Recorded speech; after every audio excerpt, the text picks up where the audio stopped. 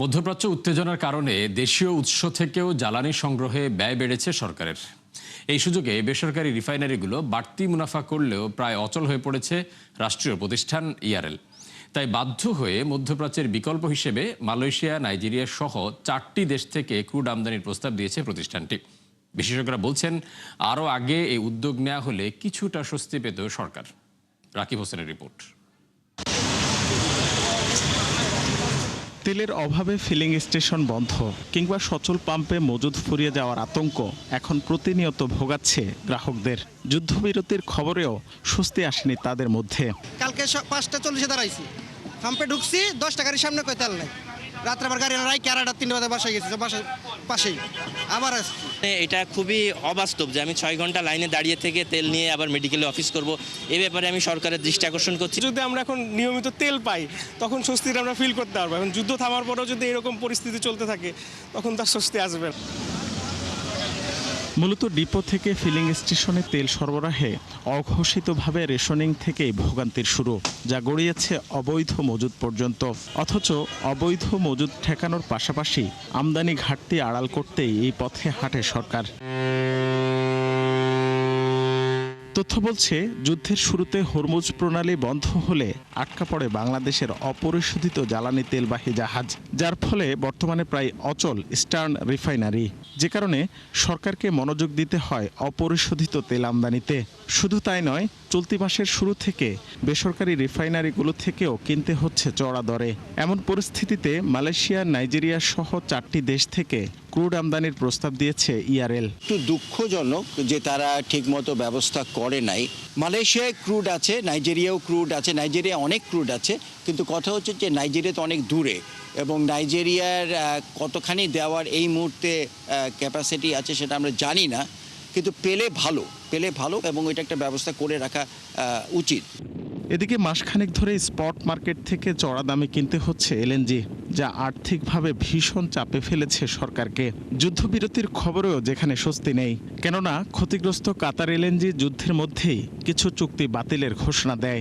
বিশেষজ্ঞরা বলছেন, এই মুহূর্তে খোলা বাজার থেকে সরে আসার সুযোগ নেই, তবে দীর্ঘমেয়াদে নজর দিতে হবে মধ্যপ্রাচ্যের বাইরের উৎসগুলোতে। স্পট থেকে ইমিডিয়েটলি ফুললি বের হয়ে আসার সুযোগ নেই। এখন আমাদের একটা ডিপ্লোমেটিক কূটনৈতিক সম্পর্ক দরকার কাতারের সাথে। তারা যাতে আমাদের যে লং টার্মের যে বেসিসটা আছে সেটা যাতে সচল করে দ্রুত। কারণ আপনারা দেখতে পারেন লং টার্ম G2Gর যে প্রাইসটা সেটা কিন্তু আসলে কোয়াইট অ্যাট্রাকটিভ। এইদিকে আবার অস্ট্রেলিয়ায় গ্যাস প্রোডাকশন হয়, ইন্দোনেশিয়াতে হয়, মালয়েশিয়াতে হয়। তো এইসব জায়গার থেকে আমাদের চেষ্টা করা উচিত কন্ডেনসেটটা কিন্তু সেই অর্থে একটা খুব ভ্যালুয়েবল কিছু না, এটা অলমোস্ট একটা ফেলা জিনিসের মতো, ওয়েস্টের মতো। হ্যাঁ, এটা কিন্তু সহজে চেষ্টা করলে আনা যেতে পারে, যেহেতু আমাদের কন্ডেনসেট রিফাইনারি আছে। এই মুহূর্তে অকটেন ডিজেলের পাশাপাশি পেট্রোল আমদানি করে সরকারিভাবে মজুদের পরামর্শও দেন বিশেষজ্ঞরা। রাকিব হোসেন, 71, ঢাকা। অন্তর্বর্তী সরকার বাতিল করলেও বরাদ্দ বাড়িয়ে আবারও অনুমোদন দেয়া হচ্ছে বিতর্কিত সার্বজনীন সামাজিক অবকাঠামো উন্নয়ন প্রকল্প, যা নেওয়া হয়েছিল মূলত আওয়ামী এমপিদের জনতুষ্টির জন্য। অথচ প্রথম একনেকেই তা পাশ হচ্ছে 450 কোটি টাকা অতিরিক্ত খরচে। বিশেষজ্ঞরা বলছেন, অর্থ সংকটের এই সময়ে এ ধরনের প্রকল্প নেওয়া ঝুঁকিপূর্ণ। আরও জানাচ্ছেন ইমদাদ হোসাইন। সাভারের তালবাগ এলাকার এই কবরস্থানটি পাকা করা হয় আওয়ামী সরকারের সংসদ সদস্যদের জন্য নেয়া বিতর্কিত ইচ্ছিপূরণ প্রকল্পের টাকায়। 2022 সালে হাতে নেয়া 1082 কোটি টাকার ওই প্রকল্প ঘিরে সমালোচনা ছিল শুরু থেকেই। মূলত বিভিন্ন সংসদীয় আসনে স্থানীয় আওয়ামী নেতাকর্মীদের কবরস্থান, মসজিদ, বাড়ির রাস্তার উন্নয়নের জন্য নেওয়া হয়েছিল এটি। শেখ হাসিনা ক্ষমতায় থাকা পর্যন্ত যেখানে ব্যয় হয় 700 কোটি টাকা, কিন্তু প্রয়োজনীয়তা ও যৌক্তিকতা না থাকায় অন্তর্বর্তী সরকার এসে বাতিল করে দেয় প্রশ্নবিদ্ধ এই উদ্যোগ। তাই বাদ পড়া এই প্রকল্প আবারও বাস্তবায়নের উদ্যোগ নেয় ক্ষুব্ধ বিরোধী দলীয় চিফ হুইপ নাহিদ ইসলাম। এটা তো অন্তর্বর্তী সরকারের সময় বাতিল হয়েছিল, আমরা শুনেছিলাম। এখন সেটাকে আবার নিয়ে আসা মানে হচ্ছে বিএনপি সরকার আসলে অবারিত দুর্নীতি এবং লুটপাটের পথ তৈরি করতেছে। আমরা যেখানে চেয়েছিলাম যে একটা জবাবদিহিতামূলক সরকার, সেখানে আমরা দেখছি আরও বেশি দুর্নীতি পরায়ণ একটা সরকার, যে রাষ্ট্রের টাকা দলের নেতাকর্মী পকেটে ঢুকানো। তাহলে আমরা আহ্বান জানাবো এই ধরনের প্রকল্পগুলো বাতিল করে তথ্য বলছে 1082 কোটি টাকার ওই প্রকল্পে যোগ করা হয়েছে বেশ কয়েকটি অনুষঙ্গ। এছাড়া 64% কাজ শেষ হওয়ায় একেবারে বাদ দিতে চায় না বর্তমান সরকার, তাই নেওয়া হয়েছে পুরোপুরি বাস্তবায়নে উদ্যোগ। এজন্য 368 কোটি টাকা ব্যয় বাড়িয়ে অনুমোদন দেয়া হয়েছে নতুন সরকারের প্রথম একনেকে। আরও আশ্চর্যের তথ্য হল 700 কোটি টাকা ব্যয়ের পর বাতিল হওয়া প্রকল্প 1450 কোটিতে অনুমোদন পাওয়ায় প্রকৃতপক্ষে সরকারের খরচ বাড়ল 750 কোটি টাকা, যার যৌক্তিকতা নিয়ে প্রশ্ন তুলেছেন এই বিশ্লেষক। এতে করে একক সিদ্ধান্ত গ্রহণের এবং পছন্দের ক্ষমতাটা বেড়ে গেল। প্রকৃতপক্ষে জনস্বার্থে চিন্তা করলে খুব যৌক্তিক না। আবার এই প্রকল্পটিতে সরকারের এই প্রাথমিক পর্যায়ে খুব একটা যুক্তিযুক্ত বলে মনে হয় না। 368 কোটি টাকা ব্যয় বাড়ানোর বিষয়ে এলজিইডি বলছে, যথাযথভাবে বরাদ্দ না পাওয়ায় কাঙ্ক্ষিত অগ্রগতি হয়নি প্রকল্পটির। ইমদাদ হোসাইন, 71, ঢাকা। দর্শক, বৈশ্বিক জ্বালানি সংকটে বাংলাদেশ কিভাবে ক্ষতিগ্রস্ত হচ্ছে এবং এই মুহূর্তে করণীয় কি তা নিয়ে গোলটেবিল আলোচনা চলছে ঢাকা চেম্বারে। আমরা সরাসরি চলে যাচ্ছি সেখানে।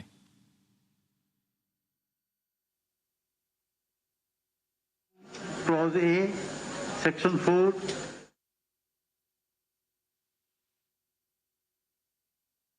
আমি একটু বিদ্যা আপার কথা থেকে শুরু করতে চাই। যে বিদ্যা আপা প্রথমে বলেছেন যে আসলে আজকে জ্বালানি ক্রাইসিস একটা হয়েছে, এই জন্য আমরা বিশেষ করে হরমুজ প্রণালী প্লাস হচ্ছে ইরান, ইসরায়েল এবং আমেরিকার যুদ্ধ, কালকে আরেকটা কিন্তু আসা অস্বাভাবিক কিছু নয়, এটা কন্টিনিউ হতে থাকবে। কিন্তু আসলে আমরা কোথায় যাচ্ছি সেটা হচ্ছে বিষয়।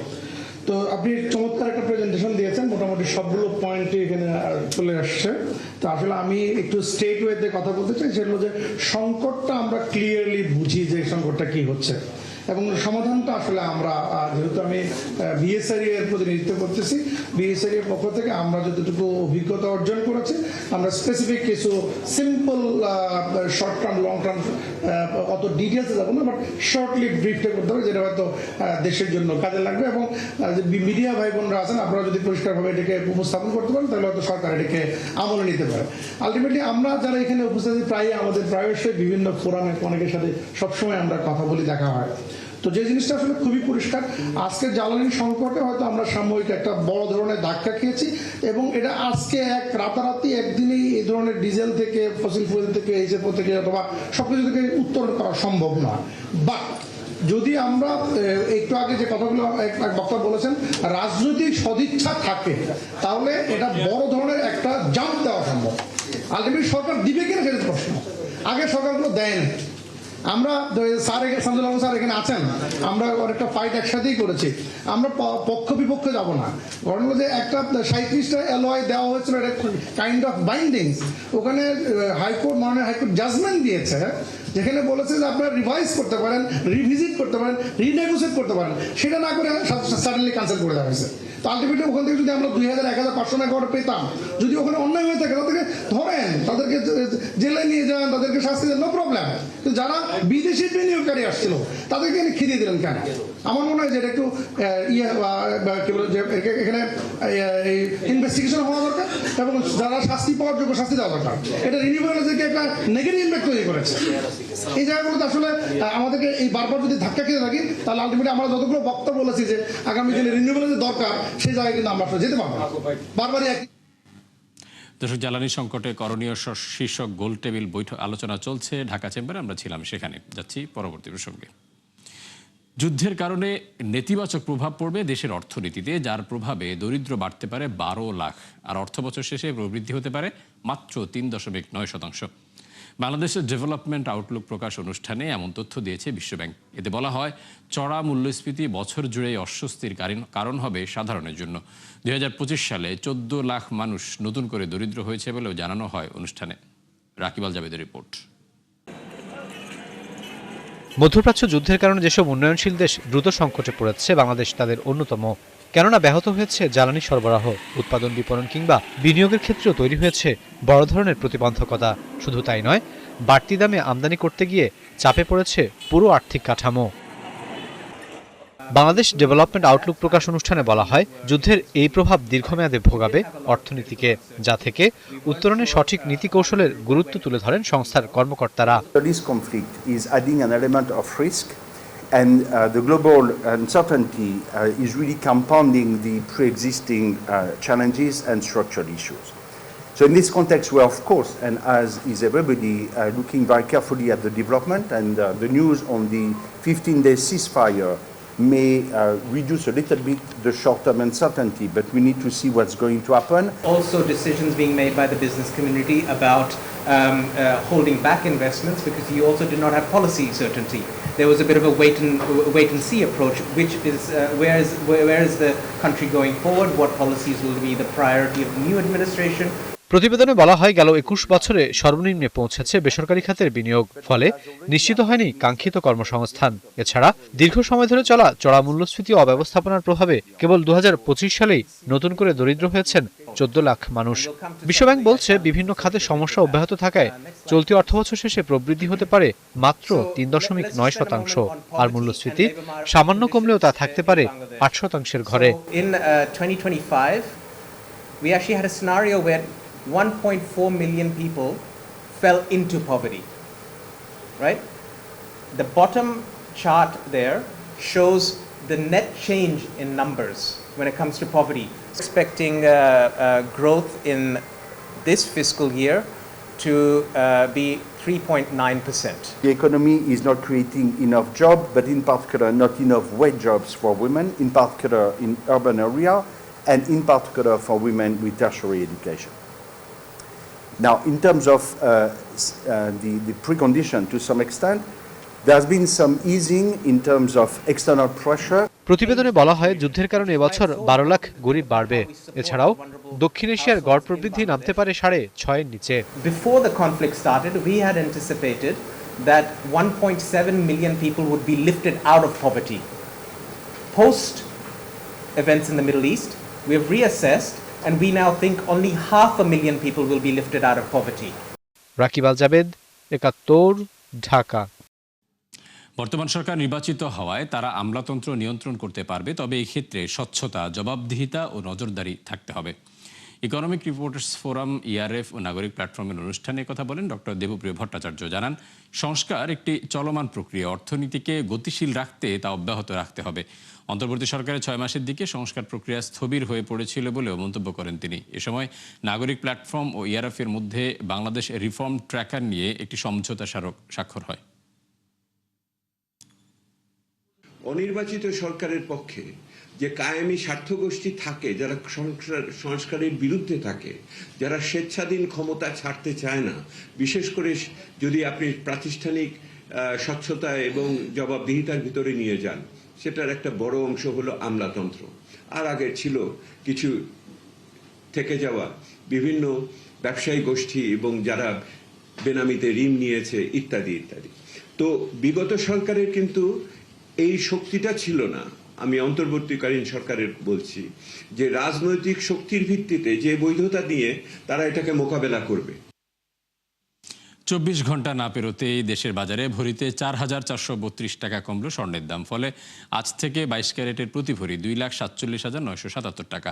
বাংলাদেশ জুয়েলার্স সমিতি বাজুস এ তথ্য জানায়। বলা হয়, আন্তর্জাতিক বাজারে তেজাবি স্বর্ণের দাম কিছুটা কমায় এই সমন্বয় করা হয়েছে। নতুন মূল্য অনুযায়ী ২১ ক্যারেটের স্বর্ণের দাম ২,৩৬,৭২১ টাকা, আর ১৮ ক্যারেটের প্রতি ভরির জন্য গুনতে হবে ২,০২,৮৯৫ টাকা। এছাড়া সনাতন পদ্ধতির এক ভরি রূপার দাম ৩,৫০০ টাকা নির্ধারণ করে দেয় বাজুস। যুদ্ধবিরতি লঙ্ঘন করে লেবাননে ইসরায়েলের হামলার জেরে হরমুজ প্রণালী দিয়ে তেলবাহী জাহাজ চলাচল বন্ধ করে দিয়েছে ইরান। বুধবার বিকাল থেকে কৌশলগতভাবে গুরুত্বপূর্ণ এই পথ থেকে জাহাজ চলাচল পুরোপুরি বন্ধ হয়ে গেছে। ইরানের আধা সরকারি বার্তা সংস্থা ফার্স নিউজ এজেন্সি জানিয়েছে, যুদ্ধবিরতির শর্ত লঙ্ঘন করে ইসরায়েল লেবাননে হামলা চালানোর পরই এই সিদ্ধান্ত নেওয়া হয়।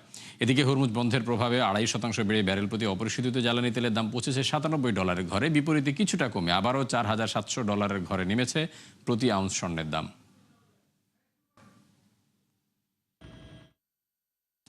দর্শক, ৭১ বিজনেসে এই ছিল এখনকার মতো। সরাসরি সংবাদ অনুষ্ঠান দেখতে চোখ রাখুন ৭১-এর ফেসবুক পেজ এবং সাবস্ক্রাইব করুন ৭১-এর ইউটিউব চ্যানেল। থাকুন ৭১-এর সাথে।